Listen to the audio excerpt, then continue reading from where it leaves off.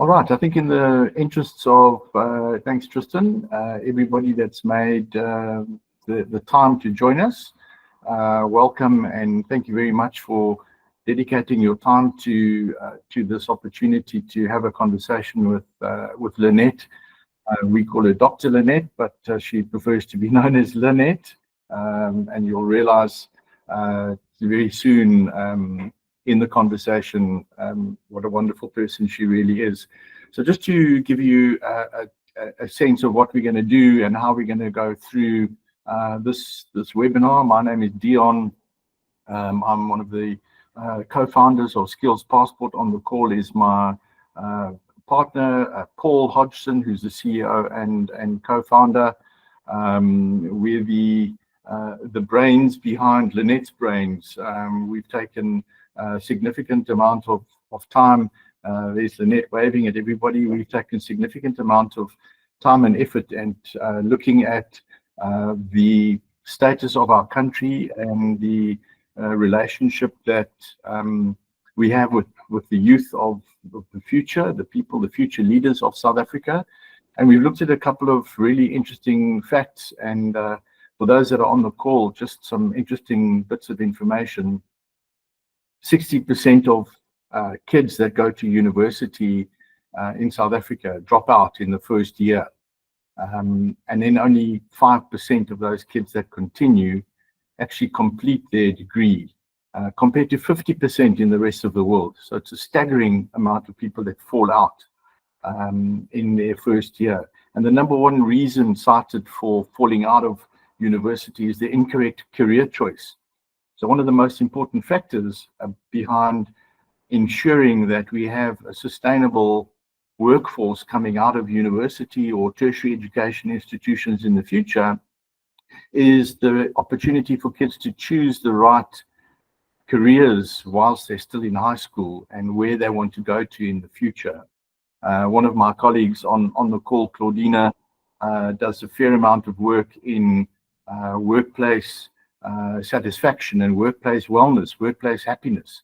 And it's a scientific fact that people and children or employees that are unhappy in their workplace don't contribute correctly to the ultimate efficiency or the profitability of the organization. And if we can address that as a community at school level, we have an opportunity to actually shift the needle. There's some other staggering statistics, which I'm not sure if too many people are aware, but the applications for university and tertiary and tertiary education institutes is much higher than what I'm going to just give you some highlights now. At the University of Johannesburg, for example, they receive 693,000 applications every year to come and study at UJ, but they only have 10,900 spots. So that's a 33 times differential. If you look at another one, is an example of Stellenbosch University, over 90,000 applications every year, of which they can only accommodate 6,000. Lynette and I were chatting offline earlier that the Faculty of Medicine get thousands and thousands of applications, yet they can only take 300 students. So the importance behind effective career guidance, making the correct subject choices in grade 9 for 10, makes an important decision through 11 and 12, which really does give you the opportunity as a learner to pick the right career ultimately. Lynette's going to allude to a lot of that in a moment, but I just wanted to give you a sense of what Skills Passport does and what we do from a holistic perspective. Our process is we help grade 9 learners pick the right subjects for 10, 11, and 12, and then we help the learners in 11 and 12 pick the right tertiary institutions based on a number of factors, based on their abilities to reason, as well as their personality traits, and then their interests and how that aligns back to careers. So we're trying to bridge that gap between the kids that are actually picking things based on peer pressure or the misperceptions of what parents might think is the right career to choose, and that creates a whole cycle of disappointments along the road. So without further ado, I'm going to just introduce you to Lynette. Lynette is an educational psychologist. When you meet Lynette in a moment, you'll see Lynette is a very sprightly, young, passionate individual, an educational psychologist, has been in the industry for close to 40 years. She's dedicated her life to helping learners and parents, educators navigate this often an overwhelming landscape of educational career planning. She's the founder of the Hattingh practice. She blends her clinical experience, client-centric approach. She's actually a consultant educational psychologist at a very prestigious school in Johannesburg, the Hattingh College. And she developed a battery of assessments based on understanding what are the requirements for the South African context and for the context of African content as a whole, and developed a battery of assessments that really can align individuals with their passions, their interests, their abilities, and then we can then establish a roadmap for them. Lynette said over 1 million of her assessments have been completed in South Africa and in Africa, as well as Uganda. We also have our colleague from Uganda on the line with us this evening. And Lynette's real passion is about teachers, parent education, school-based interventions. She's a thought leader in youth development and educational psychology, and it makes me very proud to present Dr. Lynette Hattingh to you. Lynette, I've prepared a set of questions. If you could turn on your video, maybe you and I can just have a conversation. And then the format I'd like to have with everybody is Lynette and I will have some dialogue around some questions. And then if anybody does have anything they'd like to have answered, if you wouldn't mind just dropping it into the notes section, you can drop a question, and then between Paul and myself, we'll navigate those and then discuss them with Lynette if we have some time. So Lynette, thank you very much for your time and making the effort to join us. We really appreciate it from Johannesburg. Thank you, Bayer. Thank you so much, everybody, and good evening.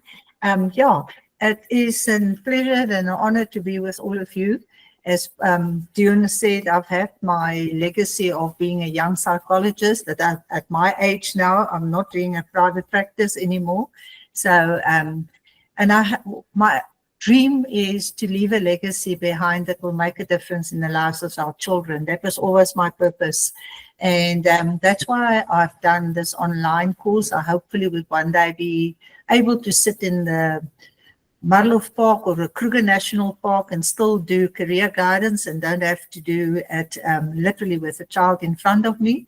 But that doesn't mean that the standardized educational psychologists can still use their standardized testing. The main reason is the cost. To do a full assessment as a psychologist these days, we can charge anything between 6,000 to 12,000 Rand per learner. And that's not what I want to do now. I want to reach as many as possible learners. So in the old days, we've used my book, this Discover Your Career book. We've done more than 1 million learners on that book. And then one day I thought, like, can we change this? Because that means we need people to go and train. We have transport, there's accommodation, which also emphasize some more cost, of course, yes. And then I don't know anything about IT. I must be very honest with you. Mm-hmm. So I've met Paul and Dion, and that's why we've now created Skills Passport Career Guidance.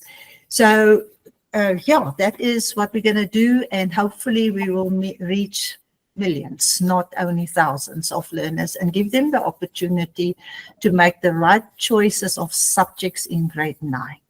And that is for me absolutely the main purpose of this whole thing, because once you've got the right subjects, that opens the world to you.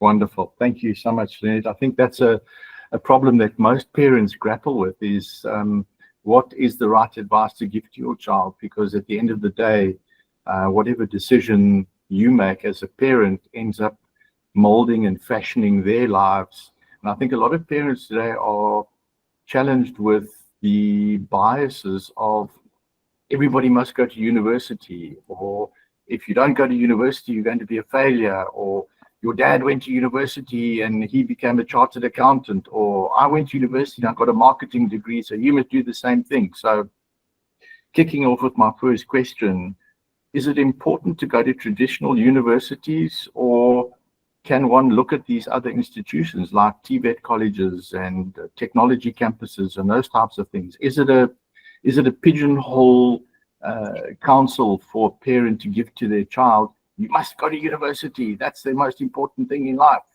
What is your opinion? Yeah, no, those days are a long time ago. There's no more sokkerjolle, there's no more yules, there's no more parties like in the old days. And today we've got an unbelievable amount of beautiful institutions.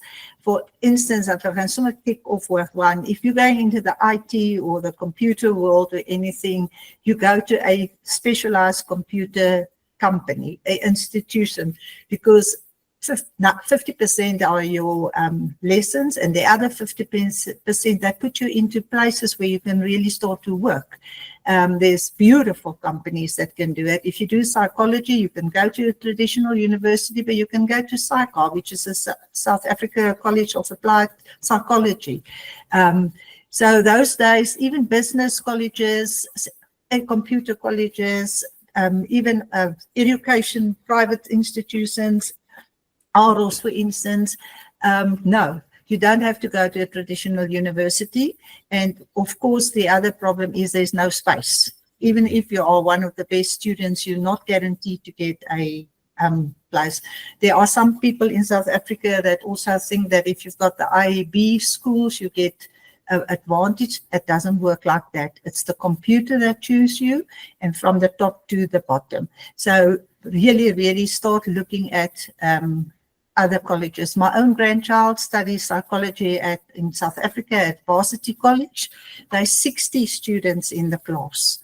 I that also lectured at the Old Rao, I had 500 in front of me. I didn't care whether they're there or they're not there. It doesn't matter to me.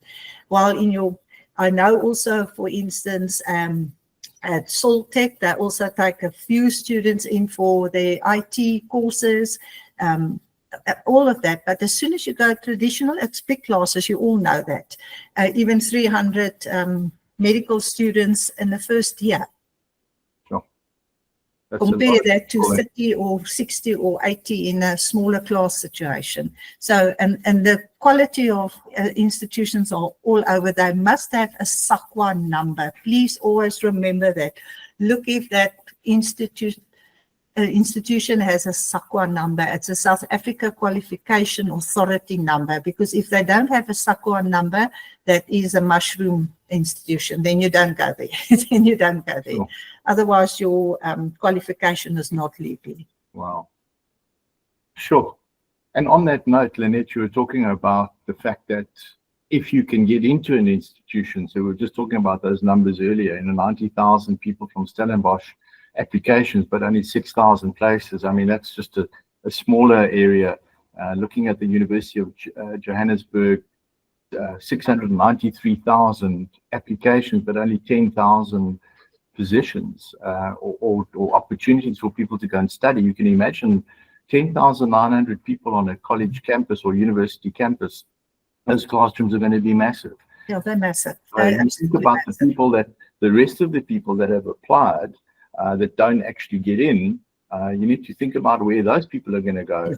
Yeah. So when in talking about that, what are the kind of application or administration requirements or admin requirements?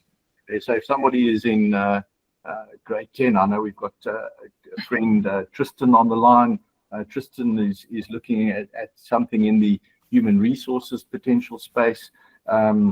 What sort of application or administration requirements are there if somebody wants to go to these universities? So there's 690,000 people that have applied. What sort of requirements are there typically? Okay.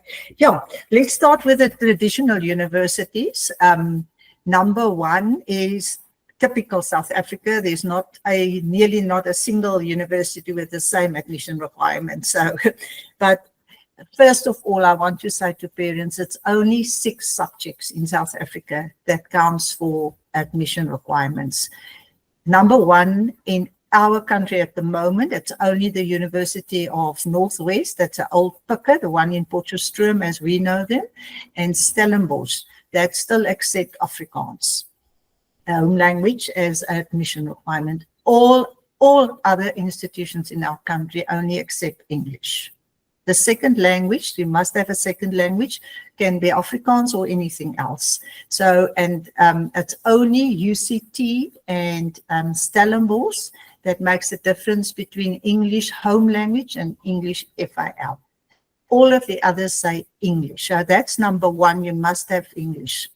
Yeah. Except if you go to Northwest and to Stellenbosch, they might still look at Afrikaans. Then you must have maths or maths literacy. So those three subjects are definitely there. And then it depends on your degree. The moment you say engineering, you put physical science with it. The moment you say medicine, again, none of the universities are the same. Some only take physical science, other ones physical science and life sciences, other ones physical science or life sciences. But to be safe in grade 9, you take both of them. And then that's the only 5 compulsory subjects in South Africa. There are some institutions, private, like Soltech and Go Forth, where you do IT engineering courses, which will say you must have CAT or IT. No other subject is compulsory, not even accounting for BCom accounting. And then you add up those 6 subjects. So say your 2 languages, your maths or your maths literacy. I'm going to take an example like engineering, then it's physical science. And then any other 2 subjects. But your average for those 6 subjects must be higher than 85% average. Otherwise, they don't even look at your application form. Oh. And your English at least 70, maths 85, physical science about 70, and then the average. So most of our learners now take a subject like tourism or business studies or history with the subjects to lift their average, because I really look at the average as such as well. More your private institutions, they still look at the English. Also maths or maths literacy, but they're a little bit more lenient because they know that there's not so many people applying at their places. And it's not because it's a downgraded or anything course. They're a little bit more realistic there. The cutoff points at traditional universities is because they get so many applications. They can really take the cream of the cream, if I can call it like that. Yeah. Yeah, so that is very important, and they must pass the life orientation in South Africa. Kenneth, I know you don't have that subject there, but in South Africa, you must pass it, but it's not part of your average. It doesn't count as part of your average. If you've got 10 subjects, they still only look at the 6 subjects. You will definitely be in the newspaper and you might get a bursary or something, but it doesn't mean it's for you get a more higher percentage. At only 6 subjects. Always remember that. It's the 6 subjects. Wow. And then while we're sorry, I just wanted to say this as well. You can never ever start with physical science, life sciences, IT, accounting, music. I think there's about those ones later in, say, grade 11, but you can drop that subject and take something else in the place. But those subjects are, if you're very uncertain what you want to do in the future, take the safe subject choice, Afrikaans, English, maths, or maths literacy. And then in that case, then you can't take physical science, but you can take life science if you've got maths literacy. But if you've got maths, you can take physical science as well. And you can put accounting, perhaps, of IT, then you're quite safe. Then you can study anything in South Africa. Wow, thanks, Lynette. So just also on that note, I mean, do you think that it's so Tristan just posted a message there. Yeah, Tristan, the other universities, all of them need 2 subjects. What I'm saying is so you can apply with Afrikaans as your first additional your first home language at UCT and at Northwest University. At the other universities, you must apply with English as your first language, whether it's home language or second language, it doesn't matter. So, and then your second language can be Afrikaans home language or any other language. Okay, thank you.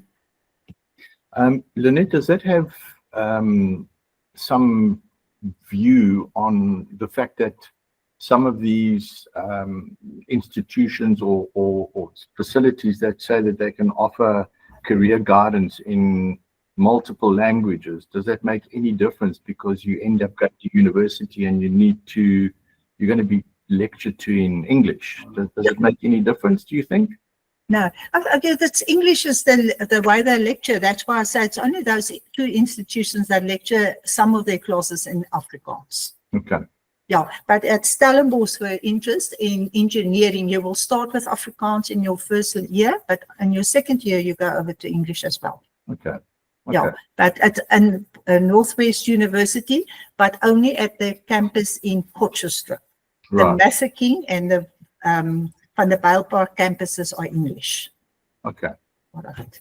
Wonderful. Lynette, maybe if you don't mind just elaborating on what the APS scores are. Okay, the how APS, yeah. that makes up the application. I think that's important for everybody to know. That in our country, again, is a nightmare. I'm going to start with the admission point score. That's what it means. And most of our universities say for 80% and above, between 80 and 100%, you'll get 7 points. Then 76 points, then it goes down to 1 point. So next to a degree, I'm going to take an example again now, BCom Mathematical Sciences. It will say English. You must have English and then your maths and your others. So you will count your score and you will see they will say 36 points. That means at least when you add up your scores, it must give you a 36. So for 80%, you'll get 7. So if you've got 6 A's for those subjects, that means you've got a 42-point score. If you've got 6 B's, you will have 36 points. So you add up their scores and you will see the APS score next to it. Wits University works completely different. They also got the APS score, but they give you extra points for English, extra points for maths, and there's the only university in our country that gives you a point for life orientation. You get 4 points, 3 points, 2 points, or 1 point for life orientation. So that you will see their admission scores may vary from 36 to 48. And then the rest of the universities is then, as I said, like that. And then Stellenbosch works completely different. They work on your average. They really look at your average. So it will say for data science, your average must be a minimum of 80%. That means you must count 10% with it. That's 90%. Maths must be 80%. That means 90%. English must be 70. That means 80%.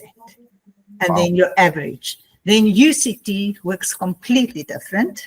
UCT gives you your real marks. If you get 88% for Afrikaans, you get 88 points. If you get 64% for maths, you get 64 points. And then they've also got a little bit of a calculator from disadvantage or not, and you add that point with it. And then you will see for engineering, you need 590 points.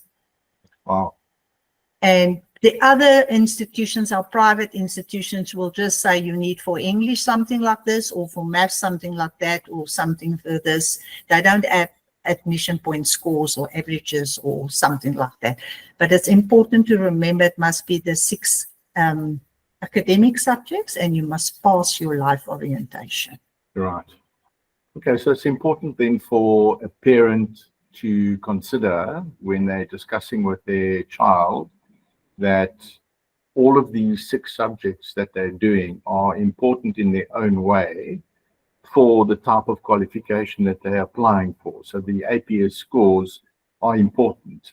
Yeah. It doesn't make sense, in other words, for a child just to do 6 easy subjects. I mean, none of them are easy, but just to pick the easy subject to try and get the APS scores high.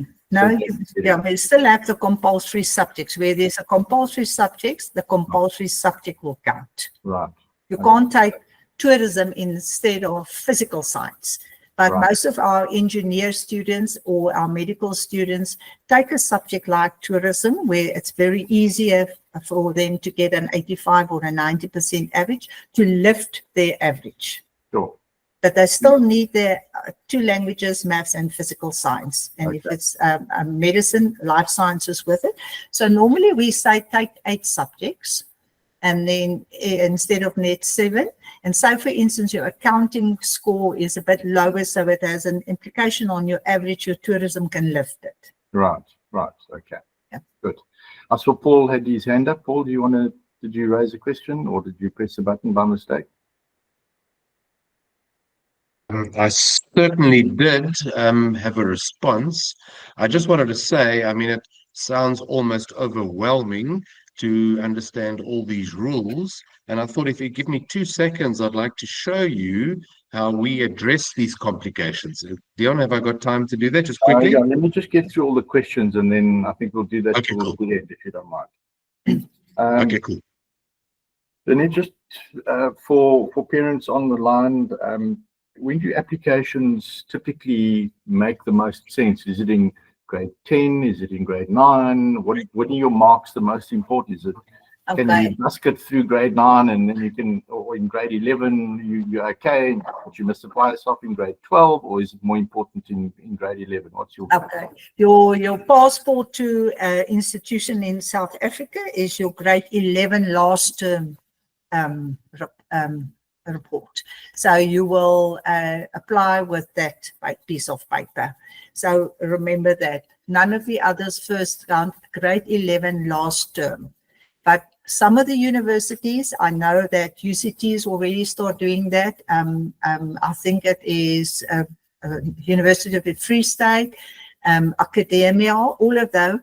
Then ask your grade 12 first term, July exam, and your September exam paper report as well. So, but to open that gate is grade 11 last term marks, and you apply in the following year in your grade 12 year as from the 1st of April. Okay. And it's not first come, first serve. That also caused a major drama at some of our schools. Whether you apply on the 1st of April or whether you've applied on the 29th of June, if the closing date is on the 30th of June, it's all equal. And then during July or August, they will then go through all the applications, check everything about the parents, the IDs, all of that. And then only you will get a message to say that you've been accepted. And then you normally get 24 to 48 hours to accept that. And if not, gone is your place again. All right. So that's very important to remember. The grade 11 last term in South Africa opens the doors to you for the next year. So I guess it's true even in when I did my when I was in high school, when there were still Volkswagens around, everybody said that the most important year is standard 9, which is now grade 11.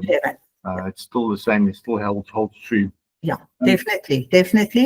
As I say, that last term report. Important. Yeah. So on that note as well, Lynette, I think, we see a lot of people that apply. It still happened, I think, also in my day, with people that weren't able to get into a particular degree that they wanted. They would apply for multiple streams. So you apply for BA if you can get nowhere. If you can't get into law, you apply for BA. You could do a BA or bugger all, a bachelor of something.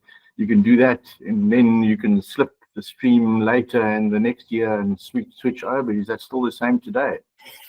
It differs a little bit in this case. In the old days, so for instance, you apply for engineering, you normally have applied for a second or a third choice in the same faculty. Today, you're not allowed to do it anymore. For instance, let's say you want to do medicine, then you put your second choice physiotherapy and a third choice nursing.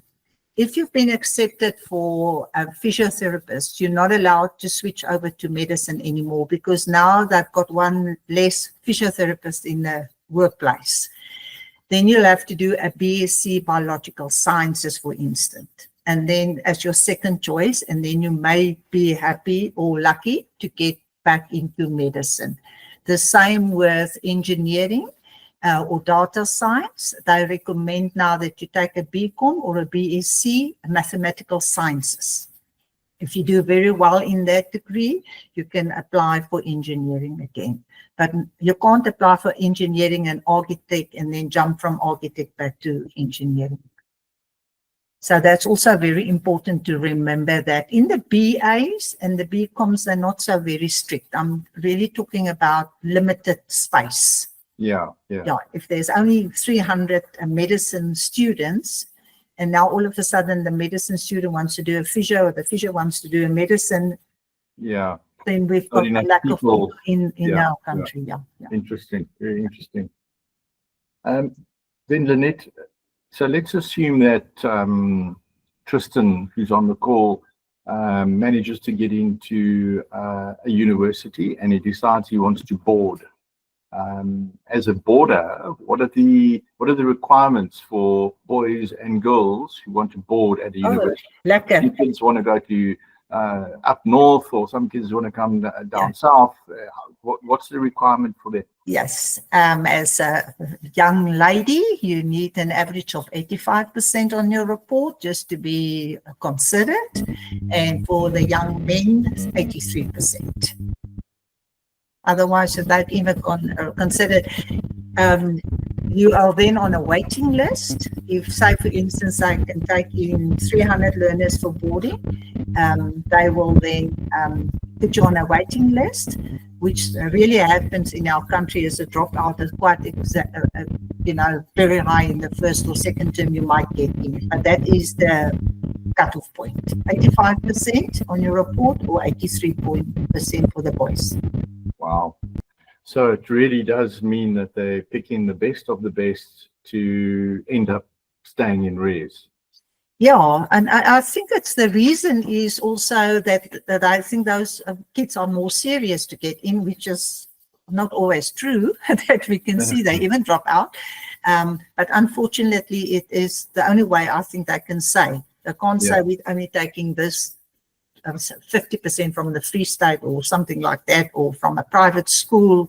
That will cause a lot of problems. Yeah. So Sure. it's a cutoff point according to your academic performances. And I guess it also speaks to the ability of the individual to be a self-starter and manage themselves under that kind of pressure. Because that when you're in res, you're in res. When you're at home, you can still rely on your parents to help you or troubleshoot or talk you through things. When you're in res, granted you have the people around you that can help you, but you're ultimately stuck. You're on your own. Yeah, you remember the days that we went to varsity, most of them have been drunk the most of the time in their first years, and then they repeat it and then they carry on in their later years or something like that. Today, if you fail the first term, you're out and you can't apply again. Yeah.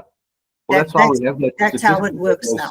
60% that fall out. I mean, that just is terrible. If you failed your first 6 months, you're out. You can beg them, you can pray, you can do whatever, you're out. Except, of course, if you're a good sportsman, you might get in again. But then they put you in another little short course for 6 months or something, but you're still out of your degree. Yeah, if you're good at Springbok rugby, you can stay. That's for sure. Lynette, I've got one final question, and then we'll open to the panel or the floor, and then Paul can also just show us a little bit about what he wants to talk about.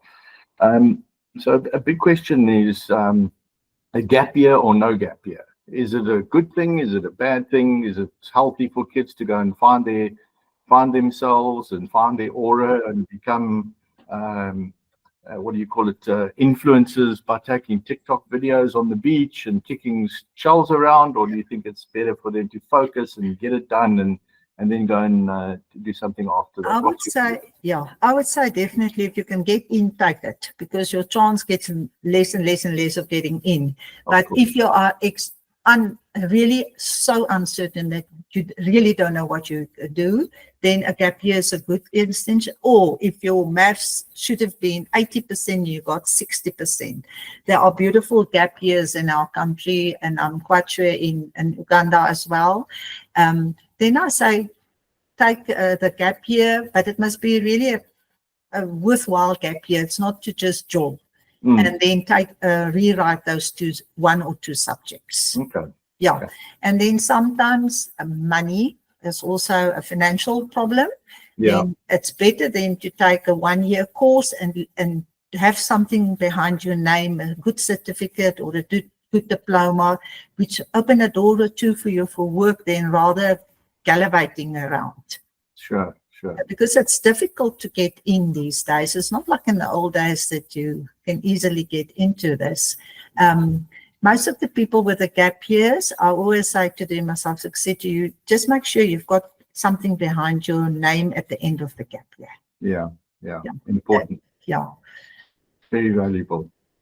Yeah, thanks, Lynette. I think the important thing is what you're doing and what Skills Passport does is we facilitate a lot of what we've spoken about for educators, for parents, and make sure that the learner themselves, people like Tristan, for example, gets a better view on a roadmap for the future of what it is that they could potentially look at doing. I think the biggest problem with parents, or challenges that parents have, is this indecisiveness and not understanding what the world of work is all about. You very well have taken the entire world of work, and you've developed these 10 career areas and the 76 fields and the different jobs behind that, which I think really does speak to the future of education for the kids. And I think that gives them an opportunity around career guidance. So thank you so much for what you've done. I'm going to hand over to Paul for a moment. Can I just say something before we end? Yeah, sorry for that one. I just want to say one thing to all of you. Please, please, please emphasize the importance of teaching. All the parents, if I say, let your child become a teacher or an educator, as I call them, and some of them will say, oh, no, they don't make enough money. People, it's the most important career in the world, because only educators can make all the other careers happen. So let's be proud about education and educators. And I'm just looking at my own sister now that have just retired. She gets a pension for the rest of her life. She's got 50% medical aid cover. If she dies, her husband gets a pension. Think about that, what I'm saying. It's the one career. I always say to people, when you go to a function and you say, what are you doing? Then I'm a judge. And you say, I'm a CA, and you data science, and then you drop your eyes and you say, I'm teaching. Next time you look them in the eyes and say, because I'm a teacher, that's why you became the data scientist. I just want you to put the pride back in education. And for the first time now, if you look at education, you must have 50% for maths or 70% for maths literacy. You must have your English and your Afrikaans above 60%. Otherwise, you can't even qualify for the ECD teacher anymore. So I just want to leave that behind to say there is no more important career in the world than teaching. So please don't ask children not to choose that anymore. It is the most important career. Fantastic. Well, I'm proud to say that my daughter is a teacher, and she qualified cum laude.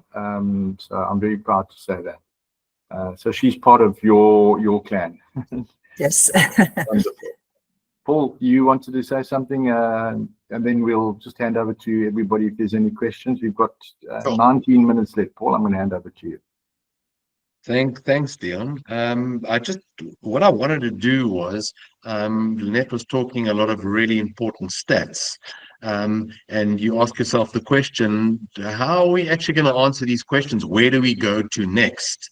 And I thought I would just take you through, just very quickly, the Skills Passport world of work. This is Lynette's work. This is a summary of what she's in essence done, is taking the whole planet and reduced career opportunities to 10 career fields, career areas, 76 career fields, and about 750 jobs. And by no means does that cover every single opportunity in the world, but it gives contextualization to kids that normally would say, I want to be a doctor, an engineer, or a lawyer.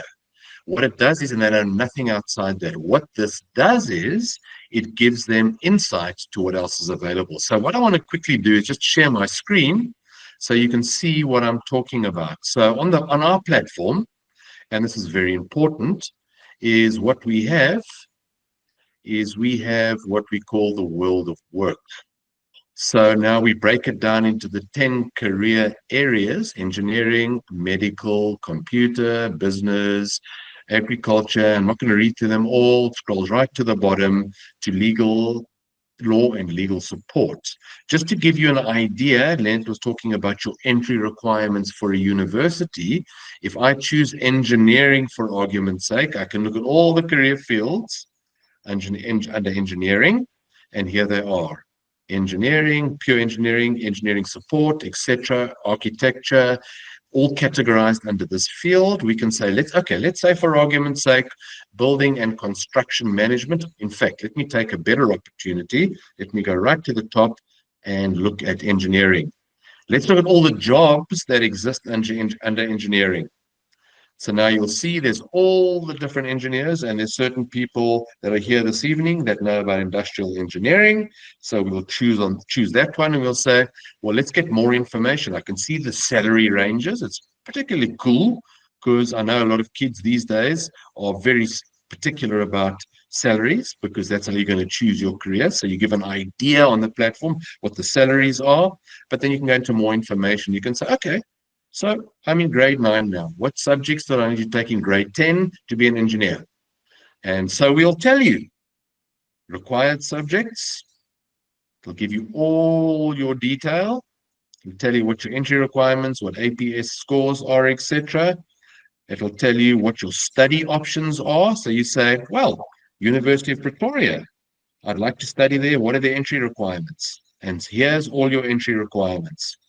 It tells you all the points you need to score and everything you need to get into the University of Pretoria. So, Dion, what I'm not going to do is I'm not going to labor this point any further. I wanted to say that what our platform offers is demystification of those complicated requirements they dealt with on this platform. One stop. I'm done, Dion.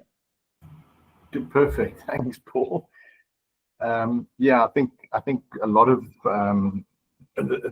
this conversation we were having with Lynette was the brainchild of where we built Skills Passport, was essentially to try and make it much easier for the parent to navigate the future for their child or their children.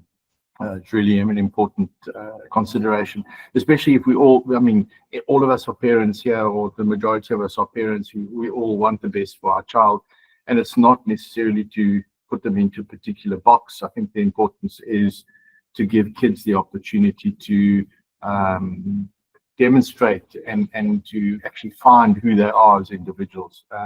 So thanks very much, Paul. Thanks, Lynette. We have 14 minutes left. Are there any questions from anybody, or anything that we can handle right now? We are going to have some additional sessions like this, but I think in the future what we will start to do is start looking at the future of careers, and how artificial intelligence impacts those careers, and how kids should be considering those factors. It's an important thing to take into consideration. Artificial intelligence is here, whether one likes it or not. Interesting facts around the World Economic Forum: they estimate that around 80 million jobs will be lost because of AI. However, 90-odd million jobs will be created because of AI. So there's an upside to artificial intelligence. So does anybody have any questions? Luma, you have a question? Okay. Yes. Once more, good evening. Thanks for the nice presentation. I have got two questions, ladies and gentlemen. I always feel like this, that whenever we do these career presentations, we feel, maybe inadvertently, we make children that are not doing science feel left out. And maybe that is something that we are not doing consciously, you see, because I can imagine if one day we make a presentation like this, which I think we should do, and we talk to students that are not interested in maths and science. We need to consciously accommodate so that we are sure to make everybody feel special in that. And secondly, the issue of teaching, there are two things. It's difficult to find these colleges. There are no longer colleges of teaching. Maybe I would like to ask Lynette exactly, or anybody else who is here, where would you recommend for students to go and take teaching? Because it's so difficult. And the other thing is that I am sitting, because I'm helping students to place them when they are employed in teaching jobs. The queue is too long, and maybe I won't get a chance. I'm wondering if we cannot do this workshop once a month until we get everybody in this country to have this program, because this conversation is needed by everyone. Thank you. Thanks, Lulama. I think you're quite right. I think there is a perception that if you don't do the sciences, you're not going to get anywhere. I think it's something that we can certainly table, and we will bring it up in the next session. I think it's important that we do that. So thank you for that input, Lulama. Lynette, do you have anything you want to add to Luma's question? I've got two additional questions, one from Candace and one from Audrey. So maybe, Lynette, if you want to just answer that briefly before we do run into people's personal comments. I understand 100% how you feel, and I really will try and emphasize the importance of education again, as I said. And unfortunately, at the moment, there's only a few private institutions that offer it, but there are. And the problem is, again, cost. As soon as you go private, it is costing. I hope they will bring our teacher colleges back, because that is extremely important for me, that they will bring it back, and we can really put an emphasis on that and to see how we can help teaching in the future. And then the careers, as I've said now, if you don't have teachers, if you don't have receptionists, if you don't have business people, if you don't have psychologists, if you don't have social workers, those are all wonderful, beautiful careers where you don't need the sciences. We don't have to emphasize the sciences. And also maths literacy, that you can even do about 7 BCom degrees now with maths literacy. You can do IT with maths literacy at certain things, that we will also emphasize subjects like that. So for the learner like myself, I cannot do maths. I can't understand it. For me, X, Y, and Z is to read with. So how you put it in maths, I don't understand that at all. Mm-hmm. But in my job, I cannot read somebody's body language with maths. I need to read it with my intuition, which makes me in a different category. Yeah, exactly right, Lynette. Yeah. Thank you. Lulama, I hope that answers your question. I think we'll address that in a future session. I just want to come to Candace and Audrey.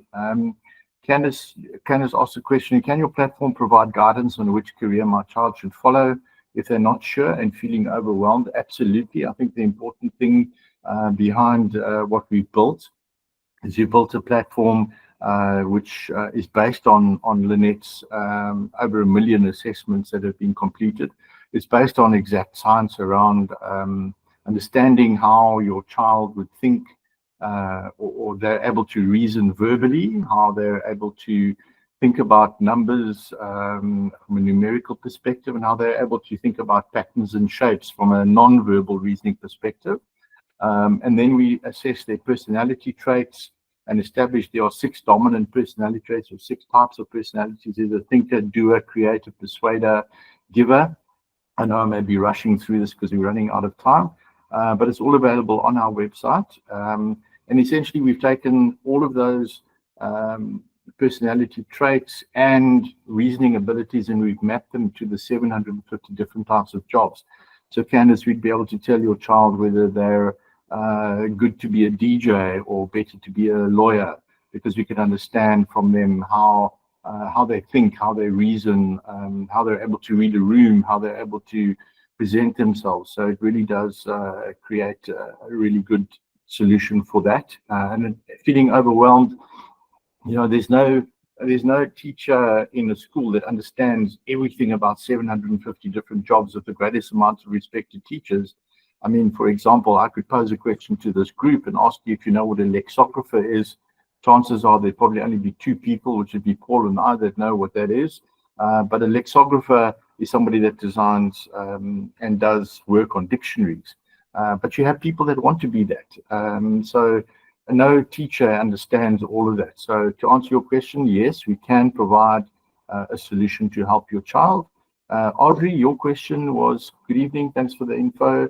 My child is in grade 9, thus needs to make these subject choices this year. Just to be clear, the services you offer and the costs. So Audrey, I think I've just given you the elevator pitch. The cost is 399 Rand. So it's less than a spur meal for a mom and dad. It really is affordable. It's 4 cappuccinos if you drink cappuccino in Sandton. But effectively, it's a really affordable process, Audrey. I think the benefit that you have behind it is it's 399 Rand invested in your child's navigation for their future. I don't think it's a case of going, I'm not going to waste this 399 Rand. The great thing about it is it gives you a roadmap. It's almost like if you were going to a restaurant for dinner and you threw the map onto Waze or onto Google Maps. It gives you a direction. You can choose not to take it, but it gives you the best direction to take. And I think that it speaks volumes. And I think if you think of Lynette having done over 1 million of them, it really makes a lot of sense, Audrey. We do also give you, I think we sent you a coupon. You'll get a 15% discount for participating this evening. So thanks very much for making the time, Audrey. We really appreciate it. And then Colin and Clark. Clark says, could your platform help on an entrepreneurial base around a certain skill field? So Colin, essentially what we're able to establish is whether the child that's doing the assessments has the reasoning abilities, the personality traits to become an entrepreneur. With the greatest amount of respect, not every person can be an entrepreneur, but we can certainly, through our processes, identify whether that person, in fact, we have a career on the platform, which is an entrepreneur.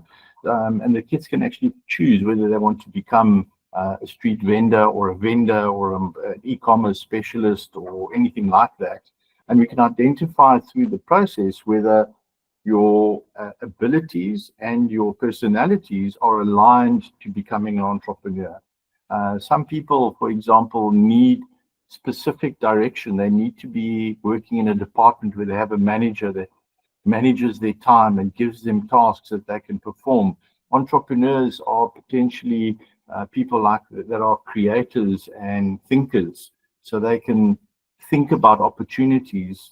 Some people are introverted and they're not great at entrepreneurial skills. So Clark, I hope that answers your question. Happy to take some conversation offline with that as well. Colin, you've said, if my child already has a certain set of subjects, can I give my child guidance on what career options are available to them? 100%. I think the importance behind what we've built is a roadmap to different types of careers. I mean, for example, if we pose a question to any life orientation teacher and we ask them the simple question is, do you know how many jobs there are? I mean, if any one of us in this forum was to discuss how many jobs there are actually 44,000 jobs. But we've narrowed it down to 10 career areas, 76 fields, and over 750 jobs. And we've mapped your reasoning abilities as well as your personality traits. And we've said, in order to be aligned with any of these types of jobs, as Claudina, which is no longer with us on the call, talks very often about dolphins and swamp fish. You don't want to put dolphins in a swamp, and you can't put swamp fish in the ocean. So put the dolphins where the dolphins need to swim and put the swamp fish where the swamp fish want to swim. there's a place for everybody.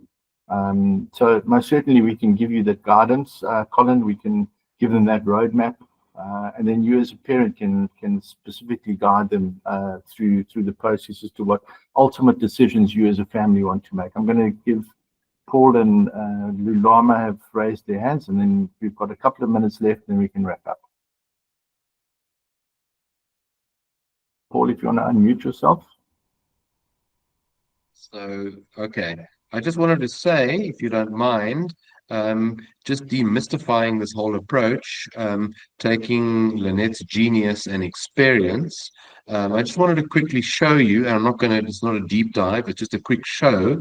Through the process, through our process, we offer what we call a final report to the child, the learner or the child and the parent, and it's called the final report. I'm going to take just a quick look at that.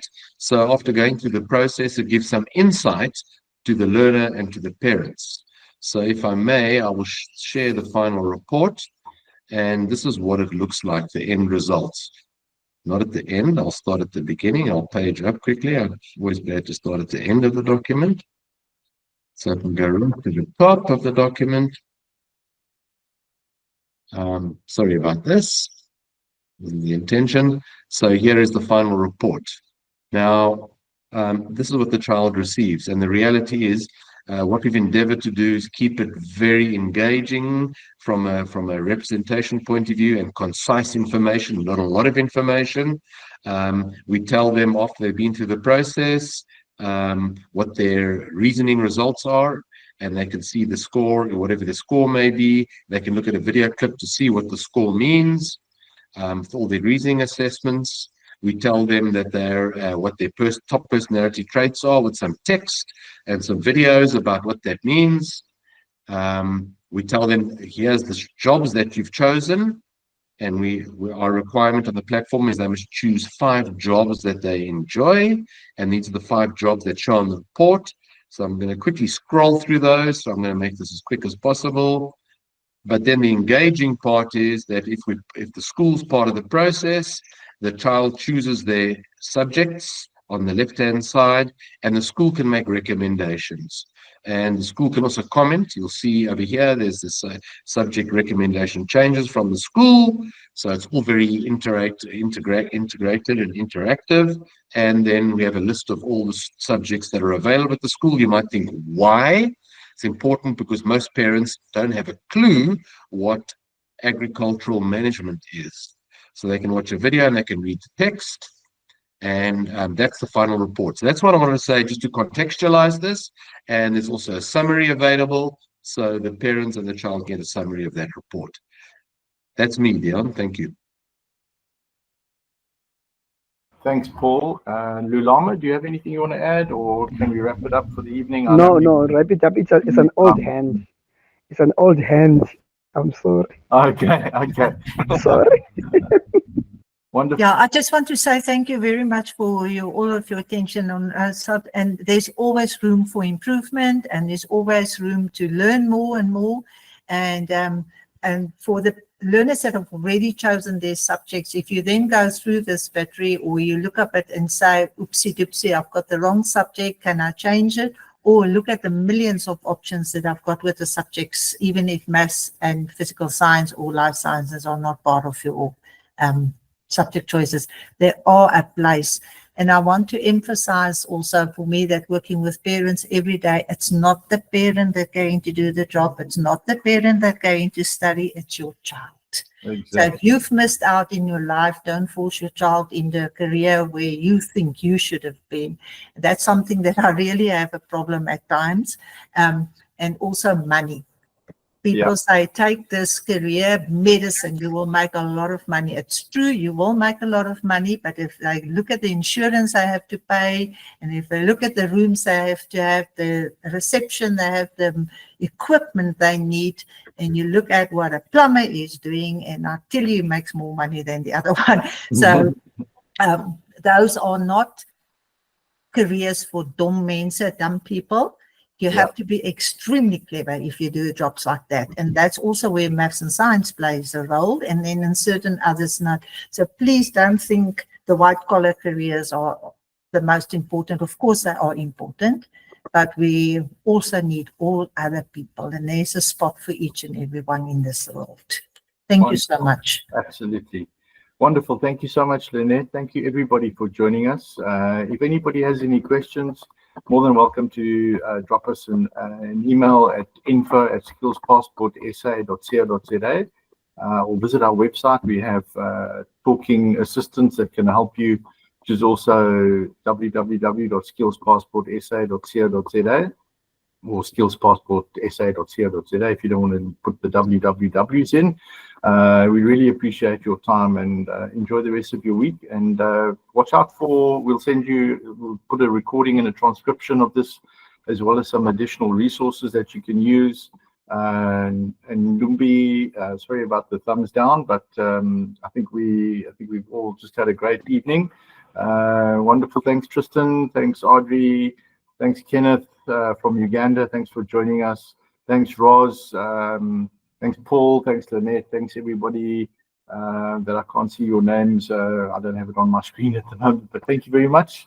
Without further ado, thank you so much. Enjoy the rest of your evening. Good night, everybody. Thank you very much. Thank you. Thanks, Dion. Thank you. Bye-bye. Bye. Thank you, Dion. Thank you, Lynette.